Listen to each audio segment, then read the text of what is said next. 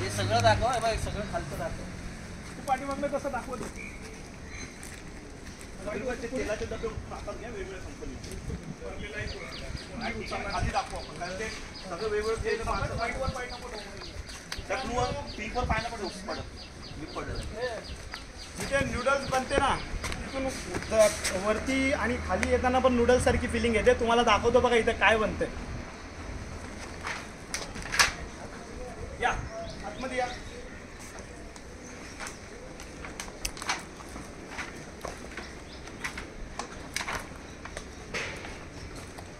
इथे बनत आहे अखंड नवी मुंबईमध्ये सप्लाय होणारी सगळ्या लहानांपासून ते वयोवृद्ध लोकांची फेवरेट असणारी चाऊमिन नूडल्स. या इकडे चाऊमिन नूडल्स कोणत्या अवस्थेत बनते पाणी बघा. चाऊमिन नूडल्स साठी जी पाणी वापरलं जाते ते पाणी बघा. सगळ्यात प्रथम पाणी बघितलं. आता सगळ्यात महत्वाचा इन्ग्रेडियंट आहे जो मैदा. त्या मैद्यांवरती मास्क्या बघा. मशीन मैदा मशीन. त्यांना कोणत्याही पद्धतीचा अशी स्वच्छता असावी अशी कोणत्याही पद्धतीची त्यांनी काळजी घेतलेली नाहीये. आता अजून तुम्हाला पुढे दाखवतो. नूडल्स बघा. हे नूडल्स पण भरल्या जातात पाकिटमध्ये. हे कोणत्याही पद्धतीचा विचार करत नाही. आणि हा इकडचा बॉयलर बघा ज्याच्यामध्ये हे बघा. हे तेल बघा काळं काळं म्हणजे आपण इंजिन ऑइल वापरतो ना त्या पद्धतीचं तेल झालंय ते. आणि या ह्याच्यामध्येच नूडल्स फ्राय केली जाते. पुढे पुढे आहे बघा ना. आणि तेल मैदा पद्धतीचं वापरलं जातं तेही बघा. तो बघ लाटून ठेवलाय मैदा. आणि त्याच्यानंतर ही नूडल्स जी मोठ्या प्रमाणामध्ये बनवली जाते ती इथं ठेवले बघा. ही अशी नूडल्स इथं पेरून ठेवलेली आहे. त्याच्यावरती कोणत्याही पद्धतीचा स्वच्छता किंवा हायजीनचा पण त्यांनी लक्ष दिलेलं नाही. सगळी मैदा पॅकिंग होती. आणि हा पॅकिंग बघा. आतमध्ये नूडल्स तळलेत ना ते दाखवून इथून कंटिन्यू कर. ही पॅकिंग करायची जागा बघा कशी आहे. हे बघा. हे पॅकिंग होते इथे नूडल्स आणि तुळवले जातात पॅकिंगचं नाव. आणि ह्या नावाने ही कंपनी कार्यरत आहे.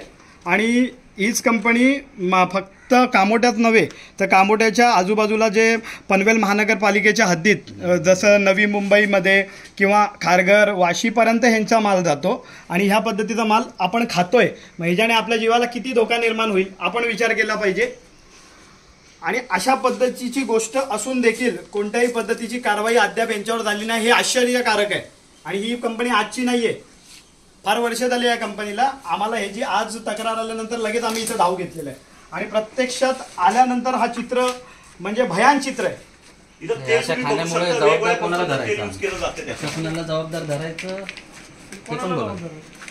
प्रशासनाला जबाबदार धरायचं. पनवेल महानगरपालिकेला जबाबदार धरायचं का अजून कोणाला जबाबदार धरायचं की स्थानिक काही लोकांना जबाबदार धरायचं. तर हे बघा. हा तेलाचा डब्बा आहे.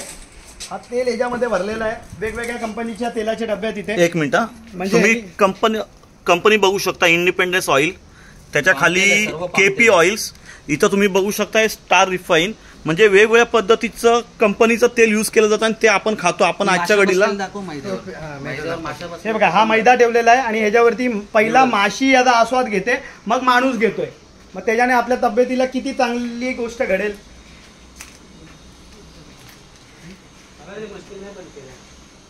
ते पळून गेले. ते पळून गेले. त्यावेळेला आम्ही इथे आलो त्यावेळेला जे इकडचे वर्कर्स होते ते सगळे त्यांनी इथून पळ काढलेली आहे. कारण त्यांना कळलेलं आहे की त्यांची चुकी आहे. चुकी नसती तर एवढा मोठा साम्राज्य घाणीचं साम्राज्य ठेवून ते पळाले नसते. तर ते गुन्हेगार आहेत म्हणून ते इथून पळ काढलेला आहे त्यांनी. पण आम्ही पण त्यांना सोडत नाही. कारण की सामान्य नागरिकांच्या जीवाला धोका जिथे असेल तिथं महाराष्ट्र नवनिर्माण सेना आवाज केल्याशिवाय राहणार नाही. आणि सामान्य माणसाला हे खाद्यपदार्थ चांगल्याच पद्धतीचं मिळालं पाहिजे. त्याच्यासाठी आम्ही सगळे महाराष्ट्र सैनिक जमलोय. आणि ह्याच्यावर जर कुठला चाप नाही बसला तर आज आम्ही 10 जण आलेलो आहे. इथे 200 जण उभे राहतील. प्रशासनाने कारवाई नाही केली तर आम्ही आंदोलन करू त्याच्या संदर्भात. या